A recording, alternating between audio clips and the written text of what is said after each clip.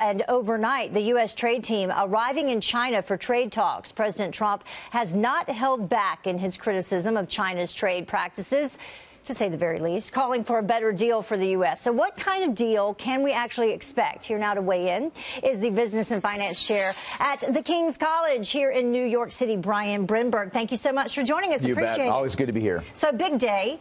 They've arrived there in China. Tell us a little bit, first of all, about who is there and what kind of role the different people will play. Yeah, we can bring it up on the screen. You bet. Yeah, the U.S. has several different people there. On one side, you have the trade hardliners, Robert Lighthizer, Peter Navarro. These are the guys who have advocated for tariffs against China to get them to the negotiation table. You've got Wilbur Ross there, Commerce Secretary. He's kind of in the same boat. On the other side, you have Steve Mnuchin, the Treasury Secretary, and you have Larry Kudlow, the guys who are more the free traders here. So you have sort of two different parties at the table, really. 7 people total. Yeah, seven people total. And so a big contingent with two parties, one kind of the more free trade side, one the more trade hardliner side. Good cop, bad cop, right. And some people have criticized and said, well, gee, this trade party doesn't know what it wants because you have two different sides of the story represented. Right.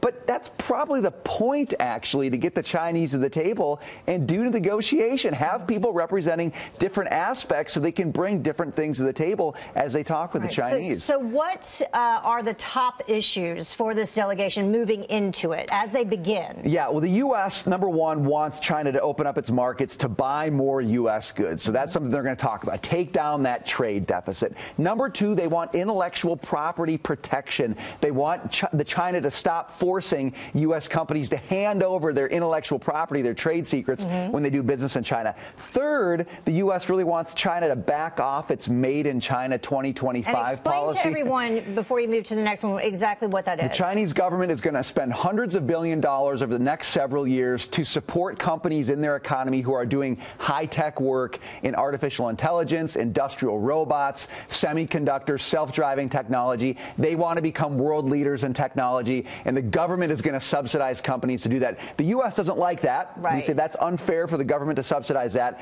but China says we're not going to back off on that. That's our future, and we're going to go with it. Okay, and so then beyond that is the forcing technology transfers and then the intellectual property theft? Exactly. Right now, when U.S. companies go to do business in China, China says, yeah, you can do business here, but you need to partner with our companies and you need to hand over your technology to our companies. U.S. companies hate that because intellectual property is the backbone of our economy. And so the trade representatives here from the U.S. are going to say that needs to stop. Right. And here's what President Trump had to say about it. He tweeted out this on the delegation. He said, our great financial team is in China trying to negotiate a level playing field on trade. I look forward to being with President Xi in the not too distant future.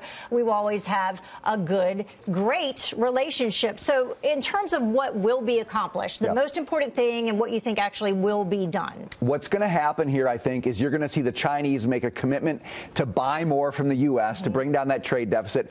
And you're going to see them promise to do a better job of protecting intellectual property.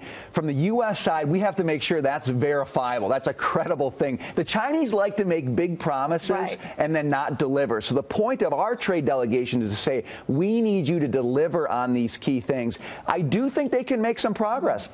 They're not going to get everything. No negotiation gives you everything. The point is to move the ball down the field. And I think there's a very good chance it's going to happen because the right people are at the table on both sides. Yeah, so a $375 billion trade deficit. Hopefully we can come away from this meeting with at least putting a little bit of a dent in that. And the way to do that is to do a better job of protecting intellectual property and taking down trade barriers. That's the outcome. The input is better protections for intellectual property and Chinese taking down tariffs, taking down barriers so U.S. companies can do business there. You know, I think they need 8 people there. You should be there. Hopefully they're listening. I've got a grade final exams. I can't do that.